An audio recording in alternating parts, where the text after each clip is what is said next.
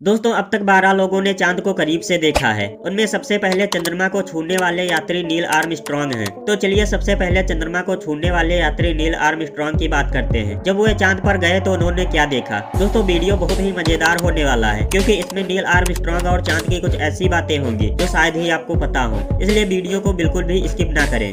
दोस्तों 20 जुलाई 1969 को 10:56 पर अमेरिकी अंतरिक्ष यात्री नील आर्मस्ट्रॉन्ग ने चंद्रमा पर कदम रखकर इतिहास रच दिया। 16 जुलाई 1969 को नील आर्मस्ट्रॉन्ग, बज एल्ड्रिन और माइक कलिंस सुबह तड़के उठ गए थे। इन तीनों ने अंडे और मीट का नाश्ता किया। नाश्ता करने के बाद इन तीनों को कैप कैनेडी, फ्लोरिडा लाया गया, जहां विशालकाय सैटर्न 5 रॉकेट चंद्रमा तक जाने के लिए तैयार था। अपोलो 11 अंतरिक्ष यान उस रॉकेट पर रखा हुआ था। ठीक 9:32 पर रॉकेट चंद्रमा की तरफ उड़ चला। रॉकेट 24,000 किलोमीटर प्रति घंटा की रफ्तार से चांद की ओर बढ़ रहा था। 3 दिन अंतरिक्ष यात्रा करने के बाद तीनों यात्री चांद की कक्षा में दाखिल हो गए। पृथ्वी से देखने पर चांद छोटा और सुंदर सा लगता है, लेकिन नजदीक पहुंचने पर चांद काला और विशाल दिखाई देने लगा, जिसे देखकर तीनों यात्रियों के रोंगटे खड़े हो गए। चांद के कक्षा में सफलतापूर्वक स्थापित होने के बाद नील आर्मस्ट्रॉन्ग और बज एल्ड्रिन ईगल नामक छोटे से यान में सवार हुए और स्पेस सूट पहनकर चांद पर उतरने की तैयारी करने लगे। चांद की सतह पर जैसे ही यान बढ़ने लगा, छोटी छोटी पहाड़ियां दिखने लगी। नील आर्मस्ट्रॉन्ग को लगा कि ईगल यान इन पहाड़ियों को टकरा कर क्रैश हो जाएगा, लेकिन दोनों यात्रियों की किस्मत बुलंद थी और उनका यान नासा द्वारा निर्धारित स्थान से 50 किलोमीटर दूर का महासागर नामक स्थान पर उतरा। चांद की सतह पर यान सफलतापूर्वक उतर चुका था।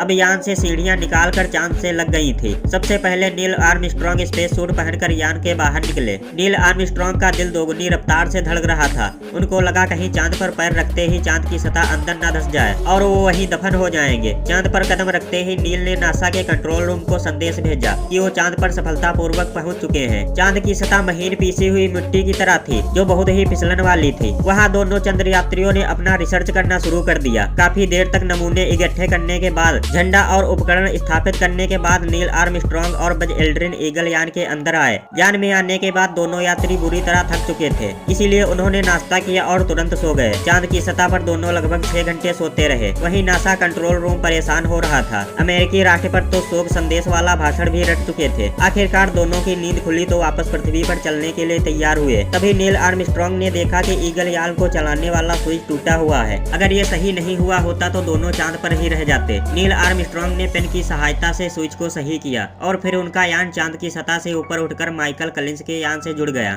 चांद से लौटते ही नील आर्मस्ट्रॉन्ग बहुत ही प्रसिद्ध व्यक्ति बन गए। सारी दुनिया उनका इंटरव्यू लेने के लिए उनके पीछे पड़ गई। 45 दिनों के अंदर नील आर्मस्ट्रॉन्ग ने 24 देशों की यात्रा की और घूम घूम कर चंद्र यात्रा की बातें बताने लगे। चांद से लौटने के बाद नील आर्मस्ट्रॉन्ग की जीवन ही बदल गया। नील आर्मस्ट्रॉन्ग ने एकांत प्रिय और कीर्ति से दूर रहने वाले व्यक्ति थे, लेकिन प्रथम चंद्र यात्री होने के बाद ऐसा होना असंभव था। नील ने विज्ञापन करना और समाचार पत्रों को इंटरव्यू देने से मना करने लगे। शहर से दूर एकांत नदी के किनारे उन्होंने शानदार घर बनवाया और अपने परिवार के साथ वहीं रहने लगे। नासा ने 20 साल बाद एक कार्यक्रम किया, लेकिन नील आर्मस्ट्रॉन्ग उस कार्यक्रम में शामिल नहीं हुए। शायद चांद के वीरान वातावरण ने नील आर्मस्ट्रॉन्ग को एकांत प्रिय बना दिया था। क्या सच में चांद पर जाने के बाद ऐसा होता है? हमें कमेंट में करके जरूर बताएं। और अगर आपके पास चांद और नील आर्मस्ट्रॉन्ग के बारे में कोई इससे भी अच्छी जानकारी है तो प्लीज मेरे साथ उसे साझा भी करें। और यदि जानकारी अच्छी लगी हो तो वीडियो को लाइक करके कमेंट में बताएं और चैनल को सब्सक्राइब करना तो बिल्कुल भी ना भूलें। मिलते हैं अगली वीडियो में, तब तक के लिए गुड बाय।